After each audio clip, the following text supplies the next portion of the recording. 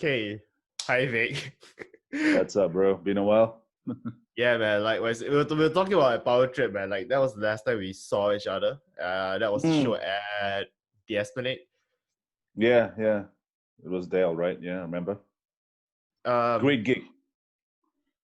How the fuck did we survive that show, man? I don't know. I mean, because I checked them out on Spotify and I kind of realized that they had this very good cross. Their style was very like Sodom's Agent Orange mixed with Sepultura's Beneath the Remains. And I revered both these albums completely. So I was like, okay, good. I shall check them out. And the moment they started playing, it just they completely blew my mind. And I don't know. I don't normally mosh. I'm one of those guys who stand behind like that. You know, the cool. I go to metal gigs pose, but you just want to get into the pit. But that day, I just completely threw caution to the wind and just went in there. And I woke up the next day, and I felt like as if I've never been in so much pain recently. I woke up, I was like, oh, my back, my knee, my calf. And I had to quote that very famous Danny Glover line from Lethal Weapon. I'm too old for this shit. Was Ryan there to like give you a massage? Because he was there with you at the show as well. I think he must have woke up feeling the same way as well. But that was crazy, man. Like I think I felt the same way with you as well, because I don't even mosh that much. Most of the time I'm doing the videos and stuff. But that show I was just like, fuck this shit. I'm just gonna throw caution to the wind. I'm just gonna go right in. I went right. You went right straight in. You wake up the next morning, you're like, oh fuck, what happened, man? 100%, man, 100%. The pain lasts you like 2-3 days. You wake up on Sunday. The gig was on a Saturday, so Sunday when I woke up, I felt like that. And Monday was none better. I had I had to wake up and I was like, oh, shit, I still feel tired. My body still feels knocked up and punched, like beaten down. So yeah, I had to take it easy for the next few days and chill out. Don't get into anything physical. Don't maybe play soccer, exercise, just relax. But speaking of soccer, you and I, we belong to a very illustrious group of people. Oh yeah, of course. The Hell in the Cell clan. It's an alumni meeting, It's like the who's who of like local music community. And that was started by Subhash back in I can't remember what year it was. I didn't get him to quote me on this. I think it might have been 2013 or 2012, but it's definitely at least 6 or 7 years ago, where we put together this let's kind of work out the excesses of the week on a Sunday sort of a initiative, and then I think it was really nice. It started like with just maybe I think 8 to 10 people. Remember at that place in where was that? Pandan, right? It was at Ulupadan. It was I think it was like near like it was just off Jurong East MRT. Yeah. And then I think it organically grew to like 16 to 20 people at one point of time that was trying to get like slots for a 7-a-side game. So I think it was pretty cool. It really grew nicely, and people kind of look forward to that Sunday afternoon where you can come in and sweat it out. Or in the case of Ganesh, not turn out sometimes. Yeah. He used to have his Saturday nights out on the, painting the town red, and he'll come back like at 8 a.m. in the morning. And I remember, so one of our friends used to pick us up, and he would be reeking of alcohol, or he would get to the place and be like, oh, I had a heavy night out. I got back at 8 or 9 a.m. in the morning. So it was just a real bitch to be playing the next day. Even I have experienced it, going out in the place and coming back. Next day it's just disastrous. And then you don't have a good game, and you wake up the next morning still feeling tired. So, but it's all in good fun, yeah. Glad while it lasted. It was nice while it lasted, I suppose. I agree with you, and then we also had like a couple of crazy moments, like how you got distracted by like a birthday party next door, because they were like something like that. What was it? Was it like the idli cake or something? I think it was, yeah. There was a birthday party, like you're saying, and someone brought like something that looked like a massive tray of idlis. It's like an idli flying saucer or UFO or something, man. And I've like never seen something like this. I mean, I do love my idlis, you know. That's Who doesn't? yeah, I think everyone knows that. So I saw someone carrying a tray, and there was this whole mountain of like, you know, things that looked like idlis. I was like, oh my god, that looks awesome, you know. And then, fair enough, I think it was something like that. So yeah, I remember that that particular incident quite well. Quite funny. I think the rest of us did because we were kind of this because we were like fake. Yeah, your man's getting away from me. What are you doing? Sorry, right now, idli greater than football. You know what? I should work on like sponsorships for this show, man. So like, if there's any restaurant that would like to sponsor the show, what was your preference? What's your favorite? Yeah, my favorite. Man. I mean, I think you could. You want to get a restaurant, man? Just get something that. Just look for what if you want idli, just go for Komala Villas, bro. They will sort you out in a jiffy. Yeah. there you go. You know what? I'm gonna hawk this show to like Kamala Vest see if they can sponsor me, Yeah. and then maybe I might get hashtag. viewers in India. And I this is like the know. I running. know. This is like the running joke that I have with like all my guests, where I at some point we say like, you know what, I'm gonna get like some sort of a endorsement for some food place because I love food, man. I mean, for the longest time I've been trying to get in Yeah. sponsor me, but I think they're not listening out to me. So maybe I'll try Kumala Villas. Maybe they're more receptive. Maybe they are. I mean, you may never know. Never discount anything that can provide an opportunity, right? And dude, next thing you know, I just end up with those one of those cheesy adverts, you know, for Kumala Villas. Oh man, your face. You know, I was just thinking because a friend of mine went to Ireland last year for holiday, and so now when you go to the storehouse, right, you can actually get your an imprint of your face on the pint. Like for example, your pint head, right? You can actually have your face, which they do some scanning or something like that. So when your head of your beer would actually have a photo of your face. So how cool would it for you to have your face on idlis, bro? Whoa. Actually, no, I'll just fucking throw it, man. Yeah, I mean whatever that works, right? Yeah, and I'll say like the wonderful thing about HIAC is that it is one of those activities that doesn't involve music that allows all of us to come together. And it's not just like the metalheads, I would say, but people who are like friends of friends and stuff, and we just bring them in together. And everyone becomes like, you know, they all know each other and we form like a bond. Even like today, man, I mean, I know like most of us not even playing anymore, but at least that friendship is still there and we still talk to each other, which is really 100%. Yeah. That's what I mean. That's what the biggest takeaway is, right? It's like you meet friends, you get to know more people, you get closer to the people that you knew because you never.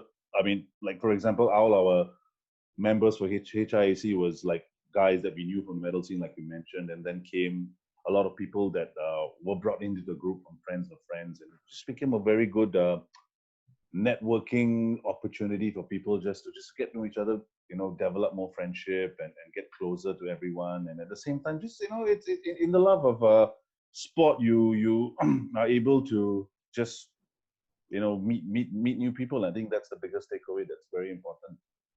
You know, and then now like so many people from that group are still. I mean, like what you're saying, we don't play anymore often, or I don't think like you know we probably play anymore, but at least everyone's still probably in contact with each other some way or the other, and I think that's brilliant. You know. I totally agree with you. Yeah. Also, that being said, like we were talking about travels and stuff. Like I recall for a fact that you have a regular travel buddy. Like you know, like how Daniel has his thing with like Hamburg, and I have my thing with my Tuberjugen, whatever you call it, and then you had this bromance with Ryan. Oh yeah, of course. Where you and him travel like together regularly. So I just want to know like how this all began, man. Like why Ryan of all people? No, I mean I think it just happened one day where we were just having you know a couple of drinks years ago, and we just said, hey man, you know we've been hanging out for so long, we should just go overseas and just travel and do the things we like. So the main objective of that was the fact that both of us had plans, or we wanted to go to the UK and watch our respective football teams play. And everyone else that I knew, or that I was speaking to at that point, have done that holy pilgrimage, so to say, to your own team and watching a team.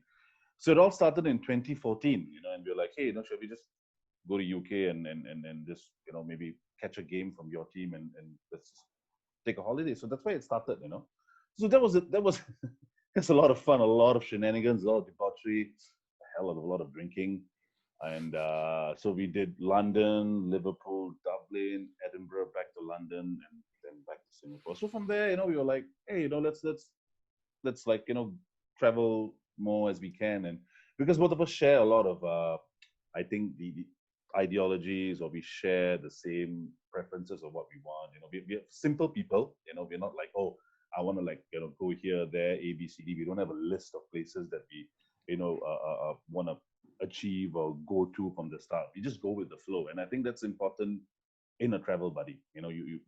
It's not like, oh, I want to please 8 to 10 places, and then it becomes a case of, oh, how do you accommodate to each other? It's just so much easier when you're there and you just go with the flow and do what you feel that is right at that point of time. Yeah. So since then, we did the 70,000 tons of metal 2 years ago. Oh, no, sorry, that was last year actually. So that was also a lot of fun.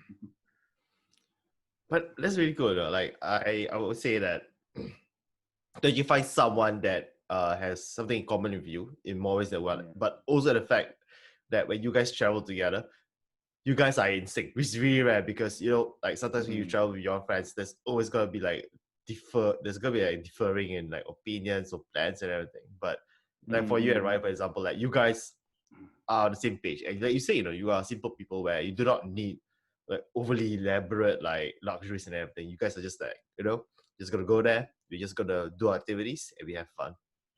Yeah. Which is really cool. And I listened to some of the stories that you told me rather, like when we were playing football, like what you guys did and doing your travels and everything. I mean, 30% is your stories, and then like there's like Daniel 70%. I mean, that's how the ratio works. Yeah, Daniel is that. The But little Pomeranian in the. Oh, what a cool guy! Yeah. But it's all in good fun. It was like when I just thought, I'm just like, it just inspires me because I've never been to the UK, but I would love to go there like someday. But honestly, like I haven't really decided what I want to do or where I'm gonna be at. But you know what? To be honest, I think thankfully that you went to the UK with Ryan and not David, because David might just punch a horse. Oh yeah, he would start up a piss up in the brewery, man. I think he would pick a fight with his own. He's the kind of person that will pick a fight with himself if he has a chance. Get him drunk on vodka. Ooh. Can and vodka, man. Yeah. Can you imagine going to Newcastle with him? He just starts sticking out his fucking top. I know. Yeah, but then again, he'll probably look like 3/4 of the people there because everyone's everyone's the same from there. I mean, it's like I've seen, if you see like, and I'm sure you would know, you're a Newcastle fan. Am I right? Yeah. Yeah. So you'd see like games and all, you see the fans and they are about the same, kind of like approach. They don't care. They just, like Subhash was telling me this, he watched, I think, United and Newcastle at Old Trafford. This was maybe 7-8 years ago, and this was like winter. It's freezing, and the fans are just shirtless. They're absolutely shirtless. Newcastle fans. And he was like, "Oh my God, like, what is wrong with you people?" But they're just like that. They're just extremely. I think what I've seen from football fans in UK is they grow up ingrained with the team. It's like your dad and your grandparents are supporting the same team, so it's like really it's injected into your blood. So they are so passionate and they wear their heart on their sleeve. Like I walked into this bar which is just opposite Goodison Park, right, Everton, with like 4 Liverpool shopping bags, and the stare I got from the guy behind the bar counter was dead, man. I mean, he just looked at me like he wanted to stab me, at that point of time. And then I just, because I had bought like one or two items from the Everton shop, because I had colleagues who were Everton fans, unfortunately, at that point of time. So I remember I just turned around and said, "Hey, I have an Everton bag as well." And the guy was like, "Ah, you're taking the piss," I was like, "No, I'm from Singapore, and you've like grown up seeing, like, watching many teams on the television. So, like, I'm a Liverpool fan, but I've seen. It's not like we are born here supporting a team, like how passionate people are. So, I guess they're very into that banter, which is really nice. There's no disrespect or anything which is offensive that is thrown out. But banter wise, they kind of stick it to you. I nearly got into this is a funny story. So I think I had done my stadium tour in Anfield, and I can't remember where we went to pick up lunch or something. And then it was freezing, and we were going back to the hotel, so we hailed a cab, and this is in Liverpool. So I get into the cab, and the driver obviously sees that I have Liverpool bags, and he says, "Ah, you're a fan, mate." I said, "Yeah, I'm a fan." Blah blah blah. He said, "Okay." So first thing he asked me, "What do you think of that then manager, then Brendan Rodgers?" So I just said, "No, I think he needs to go." Blah blah blah blah blah. And this guy just completely just does not shut up. He just talking. He's like a really motor mouth moment. He's going on. He stops, and the meter is ticking, and he's continuing to speak. And how expensive cabs are in the UK, right? So I had to shut him up in some way, because I was freezing cold, and it was not getting any cheaper. So we were due to play United, I think that weekend or something, and I just said, as a matter of conversation, to just end it, saying that, "Hey, yeah, man, I think, yeah, he should get sacked. I just hope we lose to United this weekend."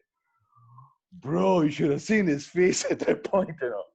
He looked at me like he wanted to club me to death at that point, because like, the passion and the rivalry is so great. But I was coming from a point where I just wanted to shut up so I can just get into my hotel room and just, like, get into the warmth of what it is. So he looked at me and said, "Don't you ever say that, United, we hate United. How can you say that? You're a Liverpool fan." I was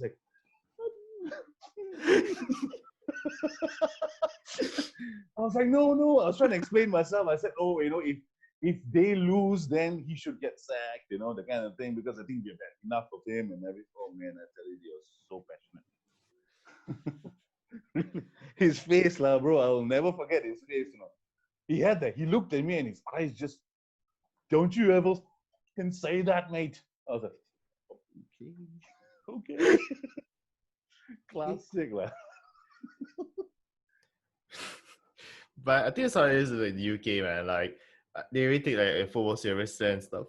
I mean, for one, I do not know if you know Rashida, because her husband is well, from Sunderland, and he supports Sunderland. And Okay. and then when we met up, and then I Introduce knew he him was a to Sunderland. David, bro. Yeah, then sorry. Yeah, you're saying. So he's a Sunderland fan, and like I kind of knew there was a Sunderland fan, so I was like throughout the conversation and everything, I was just thinking, do not bring up football, do not bring up football, do not bring up football, because like I don't watch Newcastle that much anymore. But Yeah. your allegiances will still be there, man. To me, it's like when you grew up like watching that EPL team, but you will not change teams midway, man. I'm not that sort of person, even if I don't really agree with your policies. So he's like, "Oh yeah, we're gonna go back to the UK and we're gonna watch like a Sunderland game." I was like, Okay, I shall just keep quiet at this moment. at the back of my mind, I was just like, "Yeah, you're gonna watch a fucking thrashing. That's what." They are in Division 2 now, or Division 1. I mean, I've I think completely that lost track. I think they're in League One, but I don't know, man. Who Mm. cares about fucking Sunderland, man? They're just fucking piss rags, man. This is a very funny story. I remember a long time ago. There was this place where they used to hold metal gigs very regularly, called Planet Paradigm. Yeah. And I remember it's to be brilliant. You'll have like 7 great bands playing like once a month on a Sunday, and they had really cheap deals for, like, beer towers and all that. So we go there on a Sunday, you get just hammered. watching, the bands play and all that. So there's this particular occasion, I think David was drunk off his face, and this is that point of time where I think he used to drink a lot of vodka and all that. So we had a mutual friend, and he was just getting aggro. So, oh, Sunderland, Newcastle for life, this. So I think, one of our friends just taps David on the shoulder and points to someone else we knew. He said, "Hey, bro, this guy, right? He's a Sunderland fan. You go to him." So David walks up. "Hey, you're a Sunderland fan?" And the guy turns around. "Huh? What is a Sunderland?" "What is a Sunderland?" He's not even a football fan. He was going, "What's a Sunderland? I don't know what's a Sunderland." So yeah, that was damn hilarious. I tell you, seriously. We always sometimes I will always reenact this situation, this incident with Subhash. Sometimes it's hilarious. What is a Sunderland? Ay, ay. Speaking about Sunderland, did you watch that Netflix thing that they did, that Sunderland Till I Die? Fuck no. I mean, like, dude, if I want to watch comedy, I think I have other sources. Yeah, but it's quite. I mean, it's very sad to see the hardcore fans suffer. If you look at the allegiance, but it's actually, but it was quite a hilarious documentary. I think they went to 2 seasons and everything, so you can actually. I mean, I'm not you, but if anyone wants to see it, then it's available on Netflix. Maybe I'll watch it on like comedy night or something. But like, Yeah. look at these fucking tosses, man. Maybe have nothing else better to watch. Hey, Maybe you want to have a good laugh. You know your team sucks when Tata's Bramble can. No, wait. Shola and Milby can score against you, man. Oh yeah, Bramble used to play for them, huh? Wow, that guy was a disaster, man. What's the other guy? I remember Newcastle had the classic centre back pairing, Bramble and Boomsong. Yeah, it was John and Boomsong. Oh fuck. Yeah. So the running joke, remember, they used to call Bramble tight ass Bramble and Boomsong Bumsong. Yeah. So the joke was, with tight ass and Bumsong, how can Newcastle be tight at the back? Something like that, yeah. Fucking god, man. I swear to you, I think like those few years, I think that was the 2005, 2007, like around the era and everything. It was basically like it was just like a matter of time before we got relegated, man, to be honest. Like that team it was just shit. And all it took was just one relegation to get a shit sorted out together. And then you have Mike Ashley, and then I'm just like, oh, fuck. But I think the last straw for me was the fact when the manner in which they mistreated Jonas Gutierrez, I felt like the whole thing was just a very bitter taste in my mouth. And that was when I said I can't really support like a club like this because of the way they treat their players and everything. Because that guy, like, he may not be like the best player. He may not be like Johan Kabay or in the words of what's that manager's name? Rafa. No. The guy that butchers like the names of his players. Oh shit, I can't remember what his name. Kinnear? Yeah, Joe Kinnear. Kinnear, right? Yeah. Johan Kebab. Johan Kebab. You went to Crystal Palace after that, right, or something? Who knows, man? He might be doing crystal meth or something. Yeah. But yeah, that's the thing. Like, I felt like Jonas Gutierrez may not be like the best player in Newcastle, but when he plays with heart. And I felt like these are the kind of players that should be representing your team, not like the normal day, like modern day footballer where they just play for money and stuff and then they just leave. Which is kind of saddening, to say the least, because this is what I like about football, is where I grew up. Like back to the 90s, everything that the guy who plays for your team, he'll be playing for your team for like decades or even for his entire like playing career, man. But But these kind of footballers are like, it's just becoming like a rarity, man. So to speak. Yeah. It's one with the past. You don't normally find these kind of players anymore. I mean, the landscape of the game has changed anyway. I mean, now it's a lot of what a player can do in multiple clubs, testing themselves out in different leagues, which I think personally as a challenge, it kind of suits and works for the player, because then that's your personal goal you want to embark and set yourself to achieve. Like Ronaldo is one of them. I mean, he's a monster. Well, I think he was from Sporting, then he went to United, then Real, he won everything. Now he's trying to, fly straight in Juve and stuff. But then again, on the other end of the spectrum, you have Messi, who's a one-club man. So I guess it's one of those things that all depends on the players' preference. But man, Newcastle, they actually have quite a good team now. You do. Some, I've been like, I think they have that Longstaff guy is good, and you guys got a French striker. I can't pronounce his name for the life of me. Orleans Saint Maximin. Maximon. I just butchered it. It's Orleans okay, man. Saint. It's okay, man. You're not joking Yeah, here. I It's know. fine, man. Yeah, I know. So, but yeah, and I think you guys are going to get bought out by some Arab consortium or something, right? So I So heard, yeah. yeah, so finally Mike Ashley is letting go of the reins, which I think is a good thing. So under new ownership and probably a very good manager, who knows what can happen? That's true, Money man. talks. I mean, let's just see how it goes in the future. Like, I'll still focus on my main team, which is IX, but I'll still Ajax, keep yeah. an eye. I'll still keep an eye on Newcastle. I mean that was like the team that I grew up watching when I was a kid, so that would never change. Yeah, But yeah, of course. but speaking of which, man, congratulations to Liverpool for winning the Oh, cheers. fucking finally, Finally, man. 30 years of hurt is what they say. And finally, we are out of rehab, man. If you're in rehab for the longest time, for the last 15, 20 years, a lot of false dawns.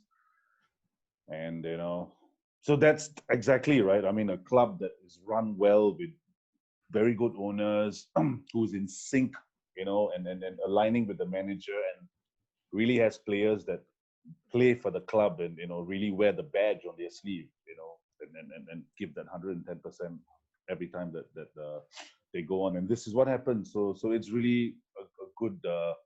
I mean, we couldn't be any more happier, man. Seriously, last season I think we lost it by 1 point, and Klopp said that we will be challenging it, and we'll affirm that we will get it next year. And there you go, champions.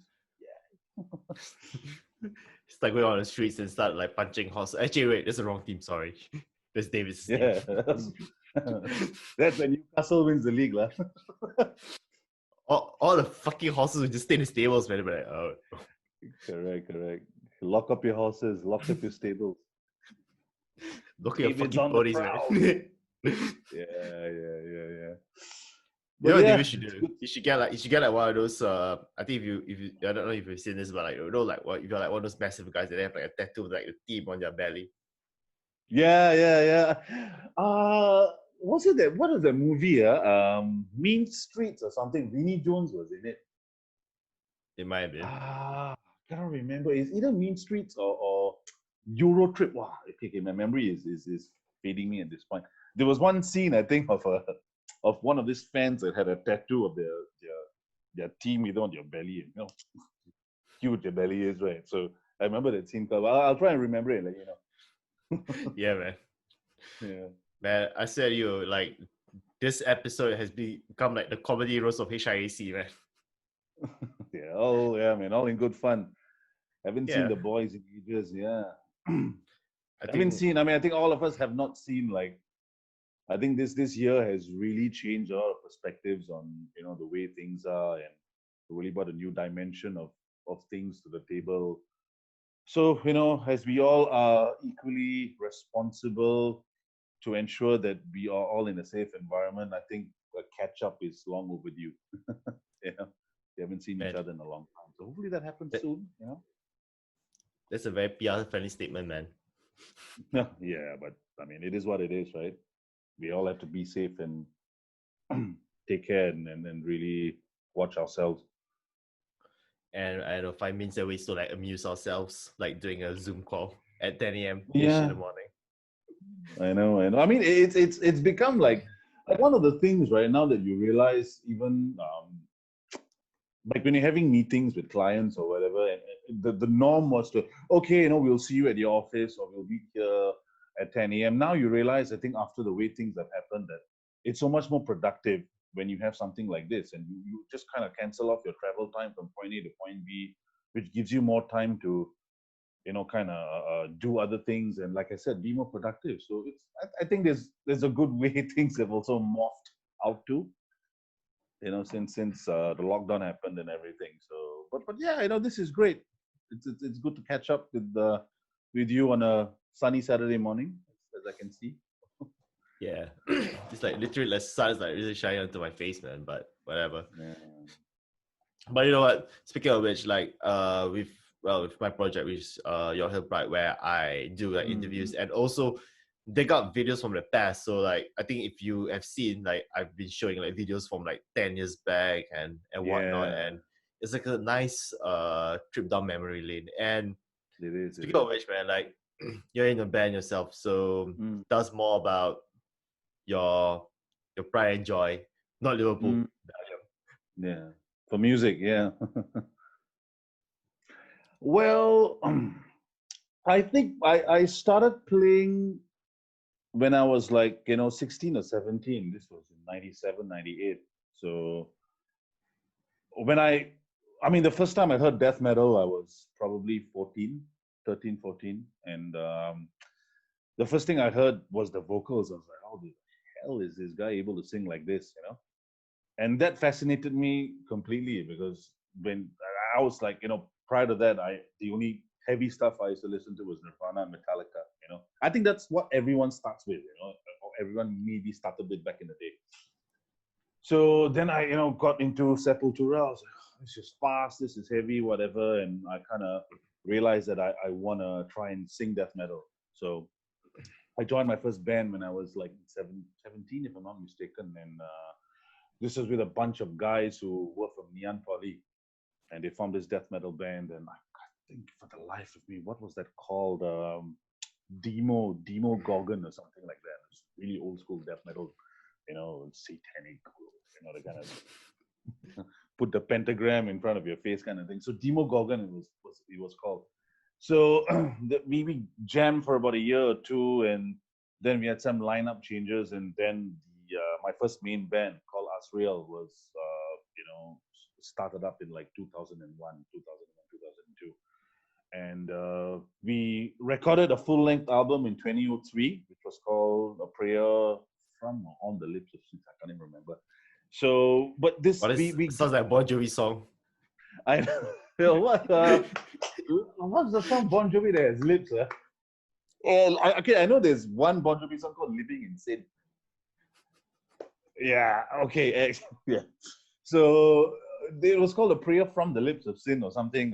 We released that in 2003. The band actually was quite active for about a year and a half. And then, we were all in the early 20s and just finished army. So I think everyone wanted to just go and basically further their studies. So a couple of my band members went off to Australia to do their, education. So the band split and it's kind of inactive for a couple of years. And then I got a call from an old friend of mine, Damien, who who had his own band called Bhelliom. So he gave me a call and said, "Hey man, I'm looking for a singer who can sing because my bass player wants to focus on bass duties." So I was like, "All right, let's give it a shot." So I think that was a very fertile 3-4 years, because I think we got onto this particular trajectory at this point of time where there was a good interest for Asian bands to tour regionally, and get gigs going, and everyone wanted to see bands from different countries perform. So we did a full length second album. We already did one, I think, in 2005, which I was not a part of, and then I came in for the second one, and it was a lot of fun, man. We did throughout China. I remember with Truth Corroded, which are good friends of ours, really great guys. We did Taiwan about 2-3 times, which was great. Taiwan is always it's a blessing to play at. It's a fantastic place to play. Made a lot of friends. We also lucky to do Australia in 2009.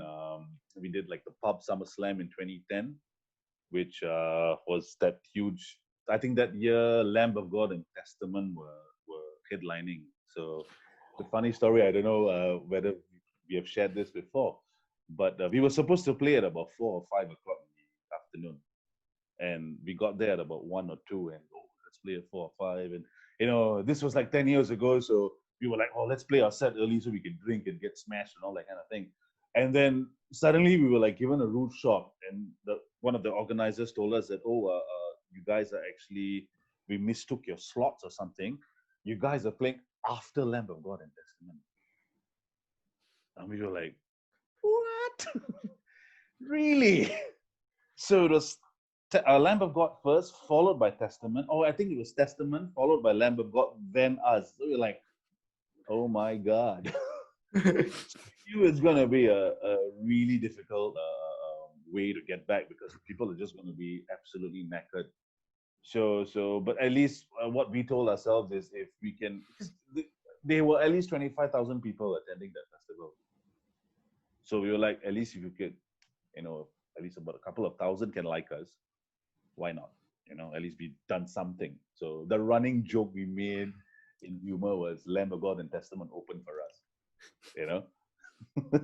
So we used to joke about that and all that. So yeah, it was a very good, like I said, fertile 3-4 years that the band managed to cut the album, but I think we just had different musical directions that we wanted to pursue after that.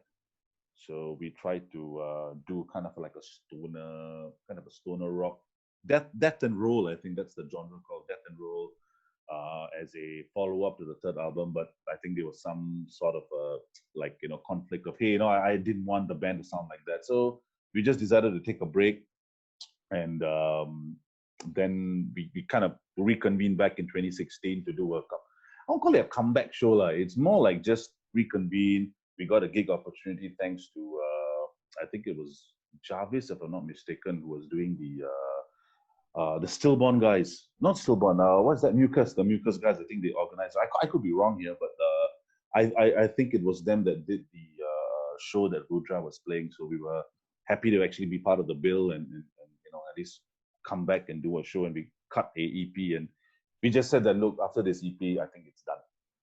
So that was Bhelliom. And in, I think maybe a few years ago, Ryan, being the buddy that he is, he was looking for a singer as well for Deus Ex.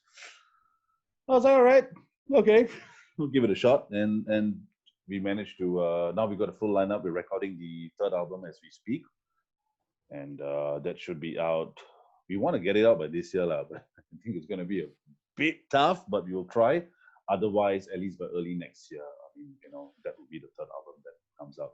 So yeah, it's been a good 15 years. But not 15 years, maybe about good 18 to 20 years of playing, gigging, and just being a fan of the music and fan of other bands in general.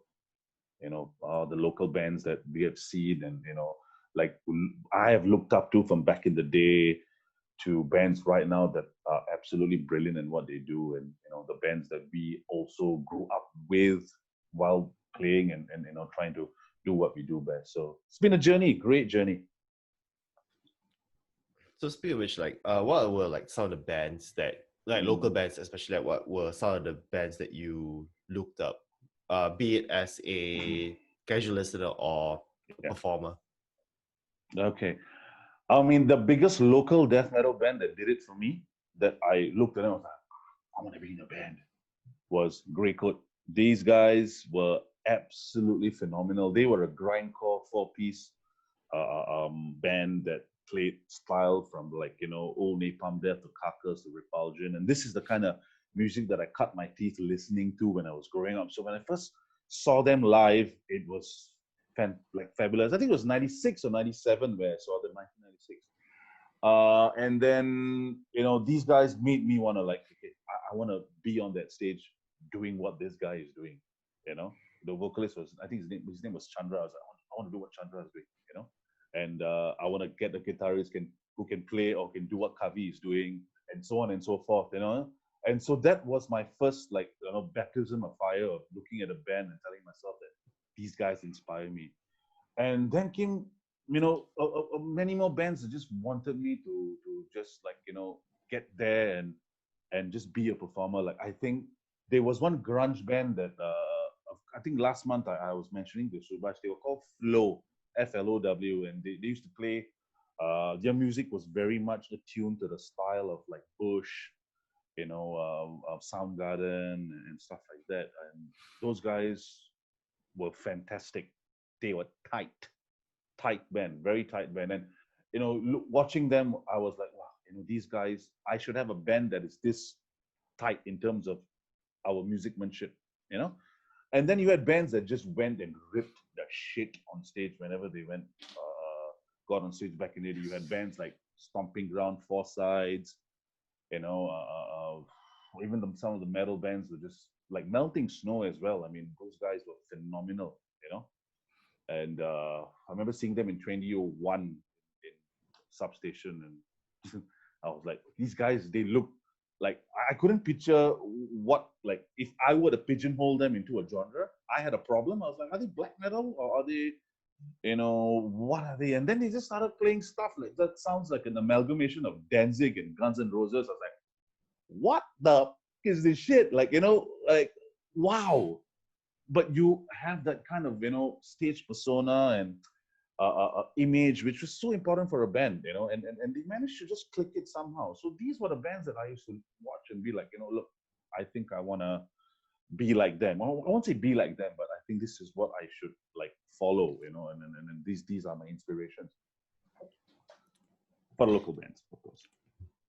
Because I would say that for us, like most of us, we grew up, like actually all of us, I would say, we grew up listening to like Western bands and everything. And for the longest time, we thought like, I want to watch like a BMF show, I want to watch like a Death show someday, that sort of thing. Yeah. And then you go for your first local show, and then you see guys who are just like you performing, and they just, I don't know, man, it's just like a shocking revelation, because you realize that local bands are just as good, if not better. And like some of the bands that you mentioned, man, like based on your description, like this guy's like, if a casual listener who's been fed on a diet on like Western music, I think they were to go for these shows and they see these bands performing, I think it would just change the perception altogether, because they will realize 100%. That local bands are just as good, if not better. And that's the thing, no, I always feel that there's a struggle between like the bands that are performing that are really good, even way better than the mainstream artists that we have in Singapore, and getting that recognition from our media, so to speak. And I think you notice this, like where, for example, like we have guys like on one hand, Impiety, like they are very prominent globally, but they don't get that much recognition in local media. Whereas for, let's say for Warm Rock, like when they perform at Glastonbury, it took the mainstream media quite some time to latch on to the bandwagon, and then they started talking about it. Yes. And the thing is that, why do you think there's always been that huge apprehension when it comes to our kind of music, so to speak, with the general public? Like, why do you think they find it really hard to swallow the fact that we have very talented and amazing musicians that may not be their cup of tea? Yeah, you just said it. It's preference. Preference equates mindset. Mindset equates what you call as your own way of pigeonholing certain things that go according to your mentality. And I think, unfortunately, this may be the case here, because when you have a perception about something, your perception always, or already at that point of time, kind of negates a lot of things that allow you to discover or seek the positive, you see? So if you already block out certain things, like, for example, metal bands are offensive, they're satanic, as the cliche states, or they are vulgar, you are not you're not giving your chance, I would say, a reason to discover and put yourself out there to see that maybe I should give these guys a listen and not pigeonhole them, and that is, I think, the main problem that is still, unfortunately, a demon that rears its ugly head every other time. It's the perception that people have who do not give a chance. I mean, that's why I'm so grateful that Wormrot just blew the whole thing out. Managed to just penetrate this and get basically Singapore's name out there. And they are flying our flag in the best possible way that they can do, and be, and as a fan of metal, or just being a fan of the band myself, I put up that whole thing to Wormrod, saying that, hey guys, you guys are doing a fantastic job, continue doing what you're doing, and hopefully this also would get some of some talent from Singapore to be recognized overseas as well, and I think that's a crucial thing, because like what you said, there are bands here that you can actually listen to and say, hey, they're much better than bands that I'm listening to from Western countries, and I think now also what has happened because of the of technology, you don't have to like worry, because one of the biggest things that we used to worry back in the day, right, was, hey, how do I get my album to sound like an album like In Flames or Soilwork is doing, for example? And then you knew that in order for me to get that achieved, I'm gonna have to spend a hell of a lot of money. But now with technology, you can actually get that kind of sounding or that kind of album to sound the way you want by just doing it in the comfort of your own home. So bands can really invest that time to craft out their own sound, and not worry about, hey, I'm going to go to a studio, I have to book it, I'm going to pay money and all that kind of thing. So that is an advantage, I would say. So this might change, the landscape might change maybe in another 5 to 10 years, where bands are able to actually command or get that same level of quality out, because musicmanship and the songs they write, the quality level is there, if not better than Western bands. It's just that one particular element, which is the sound and the production quality, which I think now it has improved from leaps and bounds. I'll give it another maybe 5 to 10 years, and I think hopefully by then they will be a lot more of our talent on the global map, and then things might change perspective wise, and there's always a that what do you call it, that term, or that saying that goes, all you got to do is give someone a chance, and this is what's is needed. You just got to give the local bands a chance here, and One Rod is a classic example, and you have bands that have really veteran bands that are still putting it out there and toiling, like Rudra, Impiety, TBK, and I'm probably missing out on a few. And you have bands that also who used to gig very regularly back then, who are back now to who have kind of redefined their whole image and refound themselves, reassimilated themselves in that to that extent, like Iron Fist and all that, who are back. So it's a good mix, I think, of the olden bands and the young bands that are coming. So it's exciting times ahead, but we just hope that people can actually just kind of view things on that direction without having that whole judgment analysis going on. And ironically, like I would say that it all started the whole like Richard Chan controversy that kind of put our community into the spotlight, and suddenly all this mainstream media started pecking on us and trying to be trying to get this positive information. And here's the thing, like I watched some of them. I may not be a big fan of them, because I always have this criticism with mainstream media, in the sense that I feel that whenever they have an interest in our community or our subculture, it is as though like we are freak shows to them. They do not treat us like the same respect as they do with other groups. Where when they come to us and they ask us some questions, it feels as though it borders on either like derision or patronizing.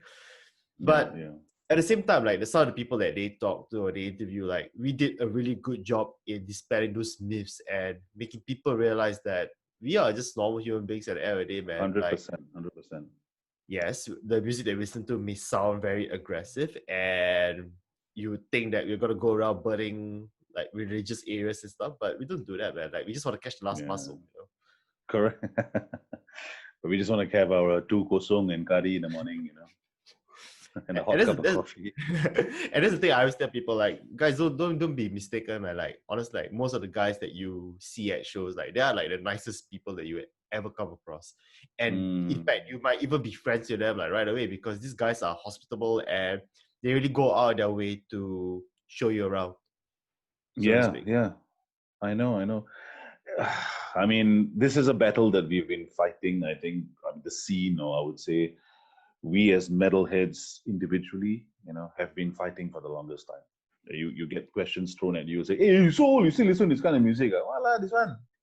Hey, you like, Soul, really, you still want to listen? But listen, this is what I listen to, not because I've been told to, I listen to this music because it makes me feel good. And you always do things to yourself that makes you feel good. Self-fulfillment is the way to go, you know. If I can, take a walk in the morning on the beach and blast Carcass or something on, whatever it is, or Mini Pump Death on my earphones, that makes me feel good. It's therapeutic. And if that is doing its rightful, deed to make me the person I am positively, then I mean, people have no say, you know. And I'm just like going to add on something to what you're saying, that we metalheads are the nicest people around, and I think because we do not come with any hollow baggage, you know what I mean? I think we are Yeah. very as is people, as is. This is who we are. We already come from this genre where it's kind of like an ostracized subculture. So in that, we learn to just be truthful and wear our heart on our sleeve. And I mean, you have traveled extensively, and I'm sure you've met, like, tons of fellow metalheads from Europe and other countries, and you would be able to resonate through the same view, and I could also join in and say the same thing. And we are the nicest people on earth, you know. Last year I spent 4 days on a ship with 3,000 of these people, all from different countries, and so it's funny, right? Because the day before you embark on this, there's a huge party at this brewery in Miami, and you just get to meet different people. And it's not about sitting down there and saying, "Hey, bro, I like Napalm Death. You like Cannibal Corpse? Yeah, Turbo Smash, please." And you start doing that, retarded head banging on the table. And It's I, just and about I, and I have a circle jerk and stuff. I know. Exactly, right? It's all about connecting and having a really good conversation. I met two guys from Medellin, Colombia last year, and we were just sitting there having a beer, and these guys are about the same age as me. So they grew up during the Escobar era, and they were there.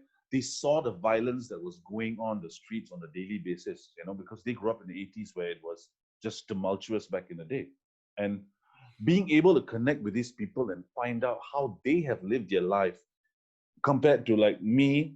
I mean, as an individual, cushy ass life in Singapore, nothing to, perturb me, or nothing has disturbed me, or nothing has absolutely, affected me. Maybe than me, being depressed about my first breakup. You know what I mean? Compared to someone who had to be separated from their parents because they were scared that, everybody's an informant, the police, whatever, corruption, you have a drug-fueled country, a city, and then you just compare and you're like, wow, what a perspective, And then you realize that there are so many people out there that you can connect with in this positive, way, and yeah, we are the nicest people on earth. That is, it is, it is. I mean, I like I said, we come with this authenticity and generosity, and I would also say this genuine nature, which cannot be compromised, or you cannot take it away from us. And we are who we are, I loud totally and agree proud. with you, man. Loud and Yeah. proud. And I'm gonna end the conversation right now. But before I go, I'm also gonna Okay. tell you this one interesting anecdote between my sister and I, because I mean I try to keep my life as separate as possible from my sister because I think that she has no interest in what I do. But Okay. back when HIC was like still a rampant thing, we started playing football, and she would Mm. ask me like, "Oh, what are you doing after this?" And I think there was this once where we actually went out to have brownie after the game. Okay. But I just told like, hey dude, yeah, I'll be back home late because I'm gonna have like burying the boys, burying the Mm. boys. Ever since then, she's been using that as a running gag where I'm like, oh dude, I'm busy this weekend. Like I got something on. She's like, Mm. why? I'm gonna have burying the boys again. I'm like, yeah. Hashtag brain with the boys. I mean, burying unites everyone together, man. And Yeah. that's why I really appreciate about like you and like everyone else. Like our friendship is like you say, it's as it is. It's so genuine that Mm. there's no facade, so to speak. And you know Yeah. what? For that, I thank you so much for being an amazing dude over the years, man. Likewise, bro. Likewise. The feeling is mutual. Wonderful Thanks for knowing you. providing. Wonderful knowing you. Wonderful knowing a lot of, you know, the like-minded people like you that we met 10 years ago, 11 years ago, during gigs, and then who are still able to connect very closely till this day, and definitely, furthermore into the future, because, it's just great to have good friends and connections that that mean a lot to you. So I completely agree with you, man. Completely agree with you. Yeah, but most importantly, make sure that David does not get near a horse anytime soon. he okay lah. As long as he doesn't drink vodka, right? I think he's all right. I think he's toned down a lot recently, but that guy, you give him vodka, that's it. It's like, yeah, it's really asking for trouble. So, but yeah, I haven't seen him in quite a long time, and I should catch up with him soon, and maybe catch up with him for a beer. But With a bottle of yeah, vodka. yeah, no way, man. Hell no. I mean, what's the worst that could David, happen, man? David start drinking vodka, you see people will just be like, please stop drinking shit. I was just like, Hey, guys, okay. sorry, I gotta go, I gotta be somewhere else in an hour. Hey, bro, take it. It's funny, man. But yeah, those were crazy times, man. Crazy times. Then you do like the premature burying the boys, man. Then to move Saturday itself because David's drinking. Yeah, I know, man. But very, very, very fun, virgin, fragile times, lah. That's what I'll say, which is very, very well celebrated and well remembered, which should be the way life has to be, Yeah, it should be presented with a nice idli cake, man, so that you get distracted once again. Yeah, with one candle, bro, one black. One candle. All right, man. Vic, thank you so much, man. Yeah, thanks, man. Cheers. Have a good weekend. Thanks for the opportunity. Cheers. Likewise, man. Take care. Bye. Bye-bye. Take care.